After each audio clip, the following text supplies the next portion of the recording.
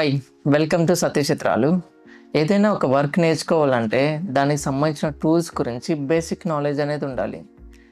అదేవిధంగా ఫోటోగ్రఫీ నేర్చుకోవాలంటే camera, lens, lights గురించి బేసిక్ నాలెడ్జ్ అనేది ఉండాలి. అందుకే మనం లెన్స్కి సంబంధించిన ఇన్ఫర్మేషన్ తెలుసుకుంటున్నాం. మనం లాస్ట్ వీడియోలో లెన్స్ అంటే ఏంటి, దానిలో ట్రావెల్ అయ్యే లైట్ని ఎఫ్ వాల్యూతో ఎలా కొలుస్తాం అనే విషయాలు తెలుసుకున్నాం. దానికి సంబంధించిన లింక్ని కింద డిస్క్రిప్షన్లో ఇచ్చాను, చెక్ చేయండి. ఈరోజు మనం లెన్స్కి సంబంధించిన మరింత సమాచారం తెలుసుకుందాం.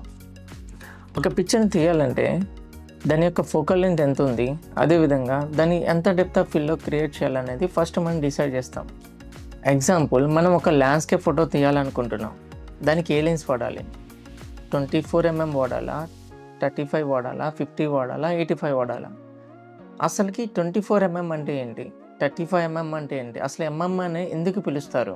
లెన్స్ నుంచి సెన్సార్ మీదకి లైట్ ట్రావెల్ అయ్యే డిస్టెన్స్ని మనం మిల్లీమీటర్తో కొలుస్తాం.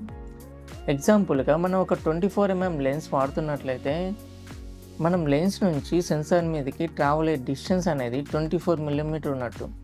అదేవిధంగా మనం ఒక 85mm లెన్స్ వాడుతున్నట్లయితే ఆ లెన్స్ నుంచి సెన్సార్ మీదకి ట్రావెల్ అయ్యే డిస్టెన్స్ అనేది 85mm ఉన్నట్టు.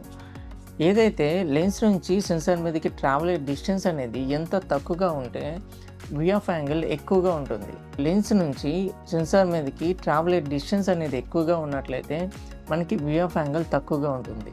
మనం తీయాలనుకుంటున్నది ల్యాండ్స్కేప్ పిక్చర్ కాబట్టి మనం ఏదైతే లెన్స్ నుంచి సెన్సార్ మీదకి ట్రావెల్ అయ్యే డిస్టెన్స్ అనేది ఎంత తక్కువగా ఉన్న లెన్స్ మనం చూస్ చేసుకుంటే మనకి వి ఆఫ్ యాంగిల్ అంత ఎక్కువగా ఉంటుంది. మనం ల్యాండ్స్కేప్ పిక్చర్స్ అనేది తీసుకోవచ్చు. దానికి సంబంధించి మనం 14mm లెన్స్ కానీ, 16mm లెన్స్ కానీ, 24mm లెన్స్ కానీ తీసుకుంటే మన ల్యాండ్స్కేప్ పిక్చర్స్ అనేది బాగా తీసుకోవచ్చు. లెన్స్కి సంబంధించిన మరింత సమాచారం మనం నెక్స్ట్ వీడియోలో తెలుసుకుందాం. ఈ ఇన్ఫర్మేషన్ మీకు నచ్చినట్లయితే షేర్ చేయండి, లైక్ చేయండి, సబ్స్క్రైబ్ చేయండి.